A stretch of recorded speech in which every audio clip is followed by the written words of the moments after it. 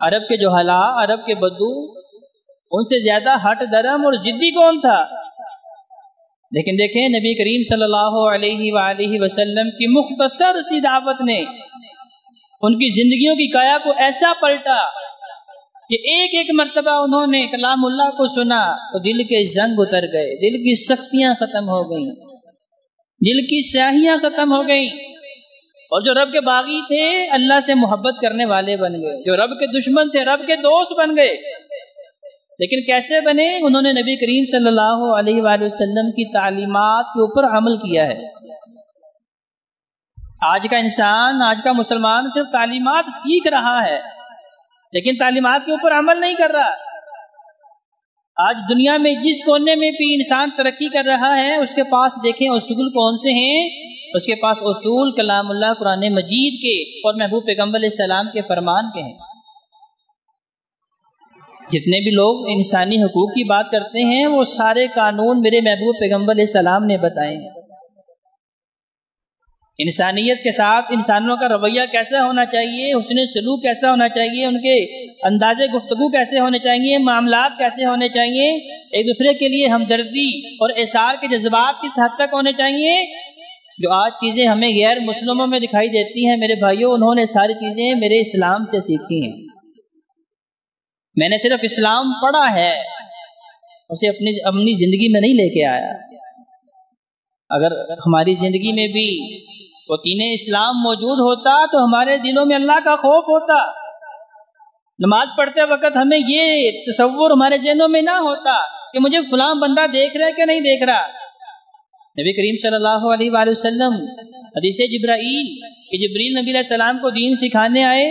انسانی شکل میں، ان میں سے چند سوالات، ان میں سے ایک سوال یہ تھا بتائیے احسان کیا ہے؟ دیکھیں ایک احسان وہ ہے کہ ہم کسی کے اوپر اس کی مشکل گھڑی میں مدد کر دیں، اس کی، یہ عام معنی ہے احسان کا۔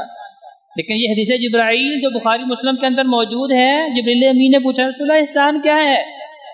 فرمایا یہاں احسان انسان کا اپنی نفس کے اوپر جو ہے وہ بتایا گیا ہے کہ انسان جب بندگی کرتا ہے تو اس کا تصور اس لیول کا ہو کہ نماز پڑھتے وقت وہ یہ یقین کر لے کہ میں اپنے رب کو دیکھ رہا ہوں، اور اگر یہ تصور پیدا نہیں ہو رہا تو کم سے کم آخری درجہ یہ ضرور ذہن کے اندر ہو کہ میرا اللہ مجھے دیکھ رہا ہے۔ لیکن آج تک ہماری نمازوں میں یہ تصور پیدا نہیں ہو سکا۔ مجھے یہ پتہ ہے کہ باہر سے جس بندے نے سلام کیا ہے یہ آواز فلاں بندے کی ہے، فلاں بندہ فلاں سے بات کر رہا ہے، ہم نماز کے اندر بھی حساب کتاب لگا رہے ہیں، فلاں بندہ بیٹھا وہ قرآن پڑھ رہا ہے، فلاں موبائل سے، نماز کے اندر بھی جو ہے جو مومن کی معراج تھی۔ نبی علیہ السلام نے فرمایا میری آنکھوں کی ٹھنڈک نماز، میرے دل کا قرار نماز۔ فرمایا کہ اس نماز کے ذریعے انسان جو ہے اللہ کا تقرب حاصل کرتا ہے۔ لیکن افسوس کہ آج ہماری یہ نماز بھی صرف ایک رسم بن گئی ہے۔ نبی علیہ السلام نے تو فرمایا ہے کہ جن کے اندر پورا ایمان ہوتا ہے انہیں اعمال کی حلاوت بھی ملتی ہے، جب وہ رب کی بندگی کرتے ہیں انہیں مٹھاس ملتی ہے، انہیں سکون ملتا ہے، انہیں قرار ملتا ہے، کیونکہ ہمارا ایمان مکمل نہیں۔ ایمان کیسے مکمل ہوتا ہے؟ جب دل کے اندر اللہ کا خوف آتا ہے۔ سب سے پہلی چیز یہ ہے کہ ہمارے دلوں میں اللہ کا خوف آنا چاہیے، اللہ کا ڈر آنا چاہیے۔ سورہ ابراہیم آیت نمبر 27 آپ کے سامنے پڑھی، اللہ تبارک و تعالیٰ ارشاد فرما رہے ہیں یثبت اللہ الذین آمنوا بالقول الثابت، کہ ایمان والو جو تم نے یہ کلمہ پڑھا ہے اشہد ان لا الہ الا اللہ واشہد ان محمد رسول اللہ، تو اللہ ان لوگوں کو دنیا میں بھی اور آخرت میں بھی اس کلمے کے اوپر ثابت رکھتا ہے۔ کن لوگوں کو؟ جو ایمان والے ہیں، جن کے دل کے اندر اس ایمان نے گھر کیا ہے، جو ایمان ان کی صرف زبان تک نہیں ہے،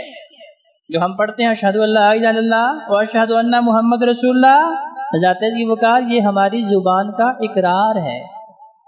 جو ہم زبان سے ادا کر رہے ہیں۔ ہم وعدہ کر رہے ہیں اللہ تیرے علاوہ کسی کو الہ نہیں مانیں گے،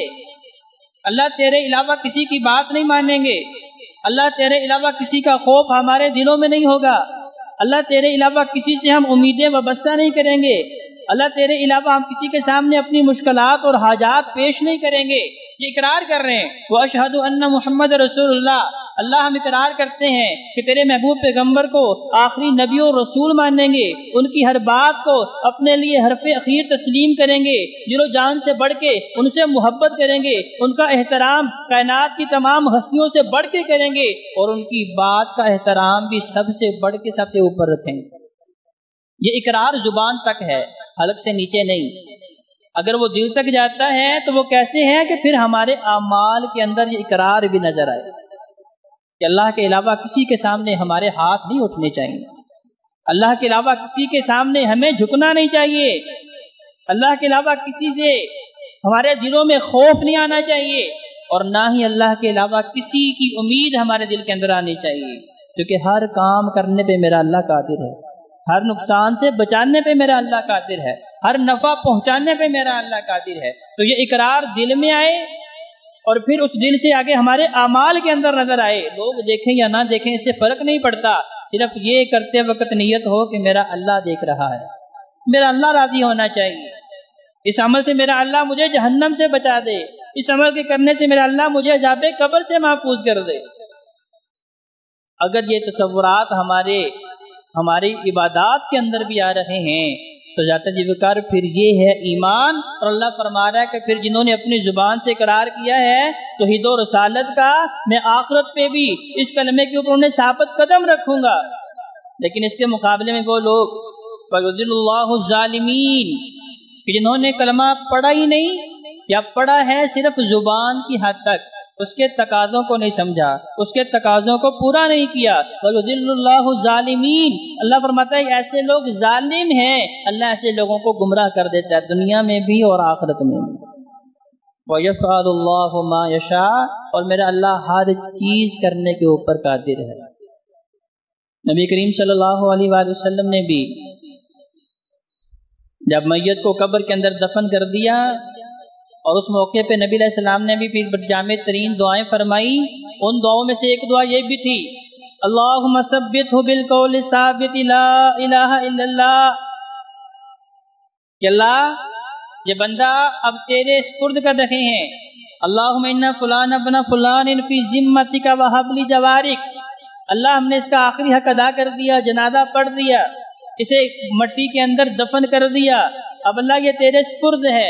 آخری دعاؤں میں سے آخری دعا کیا ہے؟ اللہم ثبتہ بالقول ثابت لا الہ الا اللہ، اللہ یہ دنیا میں لا الہ الا اللہ پڑھتا رہا، دنیا میں لا الہ کے تقاضوں کے اوپر زندگی بسر کرتا رہا، اللہ قبر کے اندر بھی اس کی زبان کے اوپر یہ کلمہ جاری و ساری رکھنا۔